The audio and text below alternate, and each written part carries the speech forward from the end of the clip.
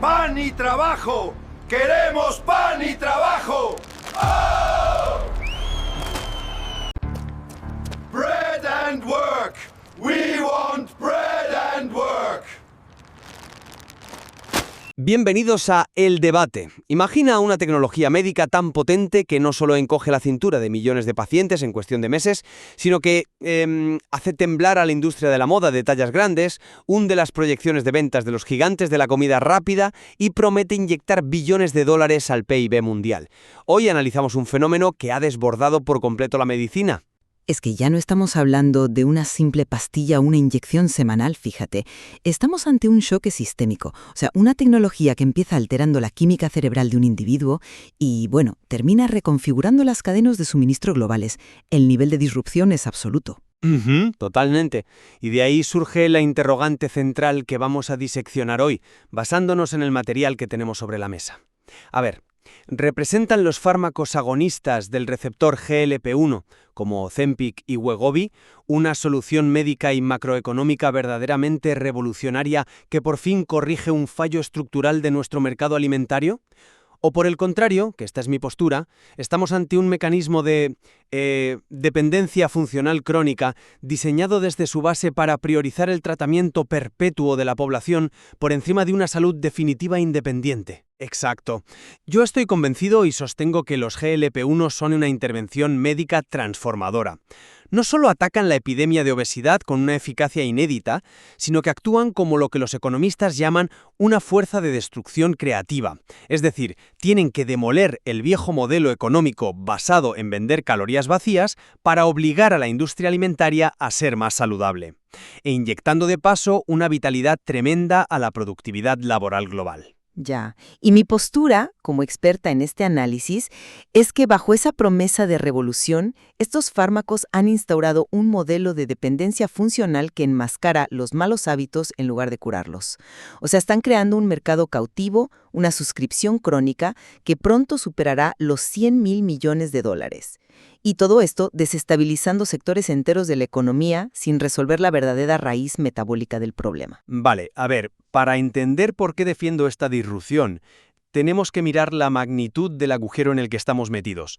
El impacto económico de la obesidad es sencillamente insostenible. Si no hacemos nada, los datos macroeconómicos proyectan una pérdida de 2,76 billones de dólares en el Producto Interior Bruto Mundial para el año 2050. Es una cifra enorme. Enorme. Hablamos de una sangría tremenda en participación laboral, en productividad perdida por enfermedades asociadas y en un gasto sanitario que colapsa los sistemas públicos. Frente a este panorama, la adopción masiva de los GLP-1 es literalmente la única contramedida eficaz a gran escala que hemos visto en la historia de la medicina moderna. Eficaz a corto plazo, ojo. Bueno, pero los ensayos clínicos y los datos de mercado muestran que los pacientes logran reducir su ingesta calórica media en un 40%. O sea, eso no es un parche, es un freno de emergencia vital. Y las alteraciones que estamos viendo, como la caída en picado de las ventas de alimentos ultraprocesados, no son un error del sistema, son una corrección positiva y necesaria. A ver, fíjate que yo no cuestiono la eficacia química de la semaglutida. El fármaco funciona de manera brillante desde un punto de vista mecánico. Básicamente, imita una hormona que producimos de forma natural, el GLP-1, que retrasa el vaciamiento del estómago y le envía una señal química muy potente al hipotálamo, ¿no? La parte del cerebro que gestiona el deseo, diciéndole, oye, ya estamos llenos. ¿Qué es justo lo que el paciente necesita? Sí, pero lo que yo cuestiono profundamente es su naturaleza clínica y las ramificaciones económicas de eso. Al hablar de dependencia funcional, me refiero a que el fármaco no reprograma tu circuito de recompensa a largo plazo, ni exige un cambio estructural en tus hábitos de vida. ¿Ya? Hace el trabajo por ti mientras te lo inyectes. ¿Y qué pasa cuando lo retiras? Pues que el cerebro, privado de esa señal artificial, reacciona con un rebote violentísimo. El material documenta recuperaciones de peso de hasta 0,4 kilos al mes en cuanto se suspende el tratamiento. Vale. Pero... O sea, esto significa que la industria farmacéutica ha encontrado el santo grial del capitalismo.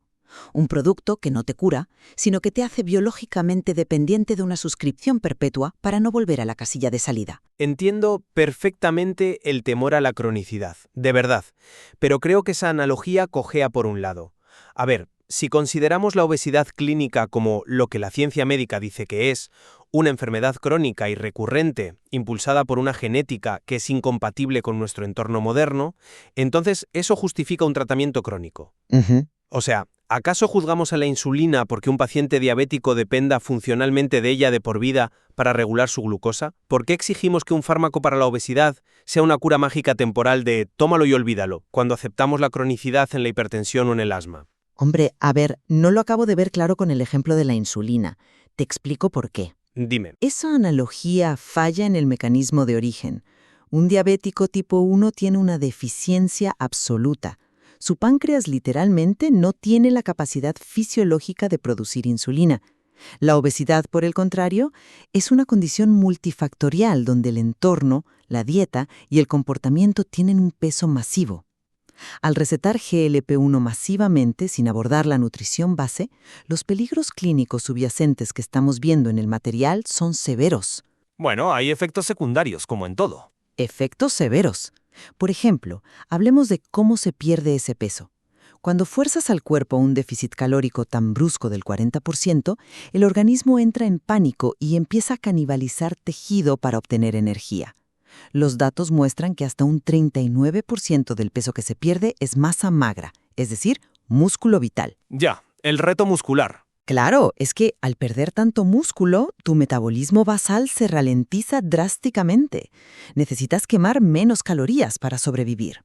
Además, nos enfrentamos a riesgos como la gastroparesia, que es una parálisis estomacal porque el fármaco ralentiza tanto la digestión que la comida se pudre en el estómago. O la famosa cara de Ozempic, ese envejecimiento prematuro por la pérdida abrupta de grasa facial. Vale, pero... Y lo peor, ese rebote que mencionaba antes revierte los beneficios cardiovasculares en menos de 2 años si dejas la aguja. Yo estoy segura de que esto no es curar, es debilitar la estructura muscular del paciente y forzarlo a consumir el fármaco de por vida. A ver, es un riesgo, sin duda, y la preservación del músculo es el próximo gran reto clínico del que todo el mundo habla. Pero ¿minimizas el impacto brutal que tiene en el comportamiento humano mientras el fármaco está activo? Esa molécula está logrando algo inaudito a nivel neurológico. Apaga lo que los pacientes llaman el ruido alimentario.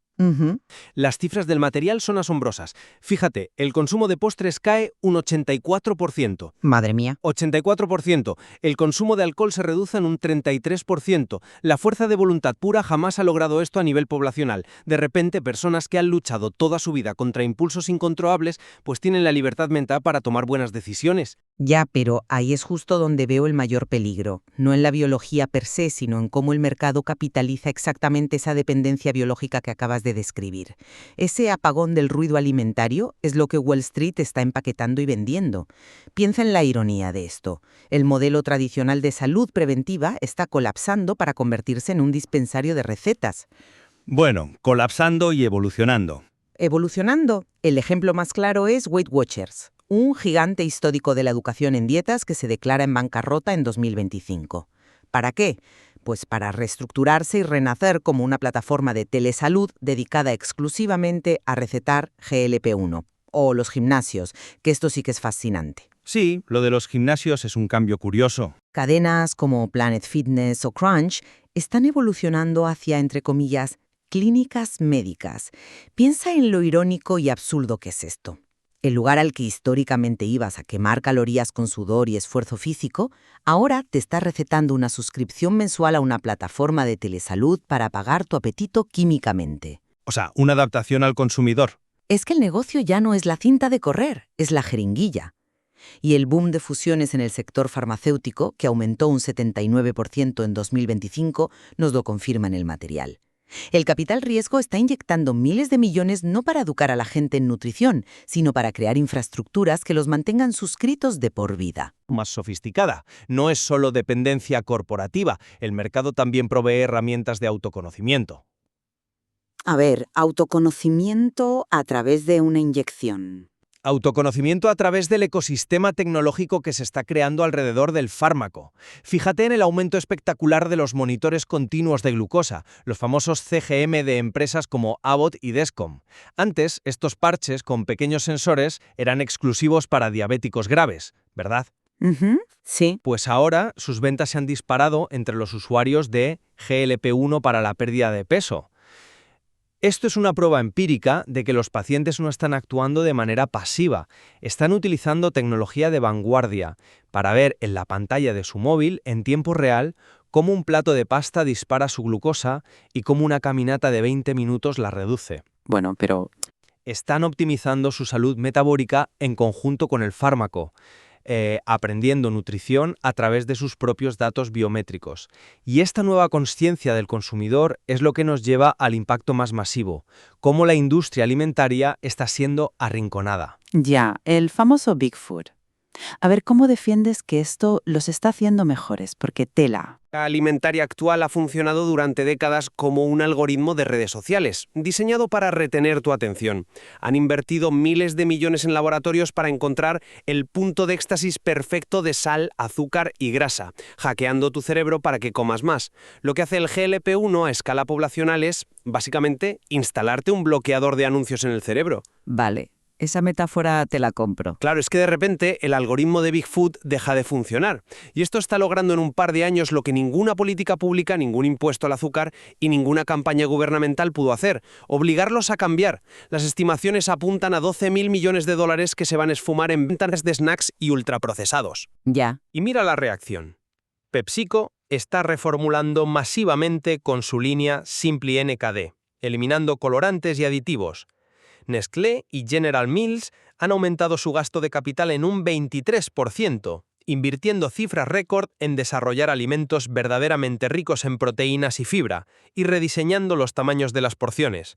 Están reformulando todo el entorno alimentario, y eso beneficia incluso a los que no toman la medicación. Hombre, reclamar que esta reacción es una metamorfosis virtuosa o una mejora moral de Big Food me parece pecar de un optimismo tremendo. Lo que estamos presenciando en las salas de juntas de estos gigantes no es iluminación ética. Es puro pánico corporativo frente a un desafío existencial. Pero el resultado es el mismo: comida más sana. El modelo tiembla. Pero las viejas tácticas defensivas como lanzar la versión 0 o light de un producto con edulcorantes, pues ya no sirven porque el paciente de GLP-1 literalmente no tiene espacio en el estómago ni deseo de consumirlo, aunque no tenga calorías. Exacto, por eso tienen que cambiar de verdad. Pero fíjate en el coste. El caso de Kraft Heinz, que cita el material, es demoledor. Tuvieron que cancelar por completo su gran plan de separación corporativa tras reportar pérdidas netas de 5.850 millones de dólares en 2025. O sea, una caída de ventas fulminante. Exactamente. El libre mercado, impulsado por una herramienta biológica, está castigando económicamente a la comida basura. Es el sistema funcionando a la perfección. Funcionando a costa de un impacto estructural brutal que pareces pasar por alto. Las proyecciones sugieren caídas de ingresos a largo plazo del 1% al 3% para toda la industria alimentaria europea. Y no estamos hablando solo de ejecutivos perdiendo sus bonus anuales, ¿eh? Ya, los empleos. Claro, estamos hablando de la destrucción potencial de entre 50.000 y 150.000 empleos directos en el sector de alimentos y bebidas solo en Europa. Además, la supuesta comida saludable que están lanzando no es más que una estrategia de reduflación disfrazada de salud. Las empresas lanzan líneas etiquetadas como amigables con GLP-1, que no son más que porciones minúsculas, enriquecidas con proteína barata y cobradas a un precio premium. Bueno, Es que, como pierden dinero por volumen de ventas, se adaptan para sobrevivir vendiendo densidad nutricional a precio de oro. O sea, es supervivencia financiera, no es salud pública. Vale, pero es que toda gran transición económica requiere destruir para construir. Esa es la esencia pura de la destrucción creativa de Schumpeter. Se destruyen empleos en sectores de bajo valor añadido y perjudiciales para la salud pública, como fábricas de ultraprocesados, pero al mismo tiempo se genera un boom económico mucho más sofisticado. Si miramos la creación neta de valor, la reconfiguración del mercado laboral es netamente positiva. El material subraya la creación de hasta 80.000 empleos altamente cualificados en el sector farmacéutico, biotecnológico y de dispositivos médicos en Europa. Países como España, Alemania e Irlanda están liderando esta reindustrialización de alto nivel tecnológico. Y el impacto macroeconómico va muchísimo más allá del sector farma. Sustituir operarios de fábricas de galletas por ingenieros genéticos no consuela mucho a la clase trabajadora. Pero venga, continúa. El consuelo viene de la mejora sistémica. Una población activa metabólicamente sana tiene un valor incalculable para cualquier país. Hablamos de una reducción masiva en bajas laborales, mayor energía cognitiva y mayor participación laboral en personas que antes estaban incapacitadas por problemas de movilidad o enfermedades asociadas a la obesidad. Ya. El pronóstico es que este choque de salud pública podría inyectar hasta 5,65 billones de dólares al PIB anual global para 2050, debido puramente a la recuperación de la productividad laboral. E incluso a un nivel micro de consumo, fíjate en los efectos secundarios en industrias totalmente insospechadas, como la industria textil. Ah, lo de la ropa. Claro, el 80% de los pacientes necesitará renovar su armario casi por completo. Esto supone un aumento proyectado de 13.000 millones de dólares en la industria de la indumentaria, que además está impulsando modelos circulares de negocio como la venta de ropa de segunda mano. Es un estímulo económico masivo impulsado por la salud. A ver, utilizar como métrica de éxito económico que la gente tiene que comprar pantalones nuevos porque su masa corporal ha colapsado químicamente en 6 meses es francamente un poco peculiar. Y ya que mencionas la industria textil, miremos el panorama completo de esa volatilidad. Celebras los 13.000 millones en moda nueva, pero omites el colapso repentino y violento del mercado de tallas grandes. Son ajustes. Ajustes durísimos. Minoristas históricos con miles de empleados, como Torrid o DXL, están cerrando tiendas masivamente porque su base de clientes literalmente se ha encogido a una velocidad que su cadena de suministro no puede asumir. Es un caos logístico absoluto. Yo lo llamo un ajuste temporal del mercado a una nueva normalidad biométrica. Pero es un ajuste destructivo. Si sumamos el balance neto de empleo en Europa bajo un escenario de adopción masiva, podríamos estar ante un saldo profundamente negativo. Toma los 150.000 empleos destruidos en alimentación, súmale unos 60.000 en la industria del alcohol, unos 30.000 en el fitness tradicional y añade 50.000 en la industria farmacéutica tradicional. ¿En la farmacéutica también? Claro, porque, irónicamente, al curar el síntoma, la gente necesitará menos pastillas para la presión arterial, estatinas para el colesterol o insulina para la diabetes tipo 2 avanzada. Estamos hablando de casi 290.000 empleos destruidos de forma acelerada. Pero es destrucción de la demanda de productos y tratamientos para enfermedades que nos estaban matando lentamente. No podemos proteger el empleo en la industria del alcohol o de la comida basura a costa de la esperanza de vida de la población. Si el problema no es solo la destrucción del empleo, es la profunda desigualdad que esta disrupción impone. Toda esta revolución de productividad y salud que describes se sostiene sobre una segmentación social abismal. Pensemos en el acceso, que esto es clave. Los sistemas de sanidad pública en Europa no tienen la capacidad financiera para absorber el coste de medicar a entre el 20 y el 40% de la población adulta de por vida, con inyecciones de cientos de euros al mes. Es un reto presupuestario, sí. ¿Y qué ocurre entonces? Que aquellos que pueden permitirse pagar el acceso privado al fármaco de su bolsillo mejoran su salud metabólica, aumentan su productividad laboral y acceden a esos costosos monitores de glucosa de última generación. Mientras tanto, los estratos de menores ingresos, que estadísticamente sufren mayores tasas de obesidad, se quedan atrás. Ya. Se quedan atrapados en el entorno obesogénico de alimentos baratos y ultraprocesados que Big Food mantiene vivo para ellos porque ya no pueden venderles a los ricos. No es una solución macroeconómica universal. En la práctica, se convierte en un impuesto regresivo a la salud metabólica que separa a la sociedad en dos clases biológicas distintas. Vale, admito que ese es un desafío de salud pública innegable. La equidad en el acceso será el gran debate político de la próxima década, a medida que las patentes expiren y los precios con suerte bajen. Pero llegados a este punto, habiendo navegado desde la química celular que apaga el hambre hasta el impacto en el PIB global y la desigualdad social, me gustaría que resumiéramos nuestras posiciones. ¿Dónde te deja a ti todo este panorama? Pues a mí me deja con una profunda advertencia sobre la dirección estructural que estamos tomando. La medicalización masiva de la obesidad mediante el uso de agonistas GLP-1 es indudablemente efectiva a corto plazo, pero amenaza con instaurar una dependencia corporativa sin precedentes en la historia clínica. La reconfiguración económica que estamos observando, desde la reconversión un poco surrealista de gimnasios en clínicas de prescripción hasta el pánico de Big Food, se sostiene sobre un modelo muy frágil de consumo crónico. Ujú. Es un modelo que, por diseño, obvia la educación nutricional real, minimiza la severidad de la pérdida de masa muscular y esquiva el cambio estructural de hábitos de vida. Yo creo que el mercado y la industria farmacéutica han encontrado la manera perfecta de monetizar la obesidad a perpetuidad, envasándola bajo la reconfortante apariencia de una cura definitiva. Ya veo. Y bueno, desde mi perspectiva yo mantengo que, a pesar de los riesgos inherentes a la cronicidad y los serios desafíos de equidad que has señalado también, el choque fisiológico causado por estos fármacos está desencadenando una corrección sistémica que era absolutamente indispensable. O sea, estábamos perdiendo de manera catastrófica la batalla contra la obesidad a nivel mundial.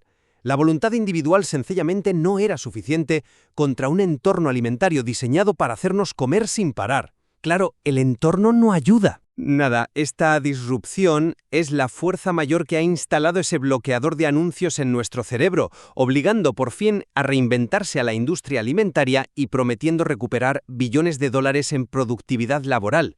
Yo creo que representa un avance monumental, no solo para aliviar el sufrimiento de millones de pacientes, sino para reactivar una economía global que estaba siendo lastrada por nuestro declive metabólico. En lo que creo que ambas posturas podemos converger sin ninguna duda, a la luz del material, es en que la semaglutida y el resto de agonistas del receptor GLP-1 han trascendido por completo su definición inicial. Totalmente. Han dejado de ser simples medicamentos. Se han convertido en una fuerza disruptiva transversal, capaz de alterar el comportamiento humano, hackear nuestros impulsos más básicos y desviar los grandes patrones de consumo globales a una escala que, sinceramente, ninguna otra tecnología reciente, salvo quizás el Internet móvil, ha logrado. Estoy 100% de acuerdo. Y las consecuencias a largo plazo de esta disrupción, tanto en los músculos de cada individuo como en los balances contables de Wall Street, apenas comienzan a vislumbrarse. Hemos visto cómo una pequeña inyección semanal puede cambiar la forma de la sociedad, literal y figuradamente. Y bueno, al final, en el debate no declaramos vencedores. Como siempre, invitamos a quienes nos escuchan a reflexionar sobre el material analizado y a sacar sus propias conclusiones. Porque cuando una tecnología choca de esta forma con la biología humana en la economía mundial, la imagen resultante es compleja, y lo que interpretas de ella depende de los datos en los que decidas enfocarte. Así es. A veces el síntoma desaparece, pero el problema estructural sigue latiendo bajo la superficie. Una gran reflexión para cerrar. Muchas gracias por acompañarnos en este análisis. Nos escuchamos en la próxima entrega de El Debate.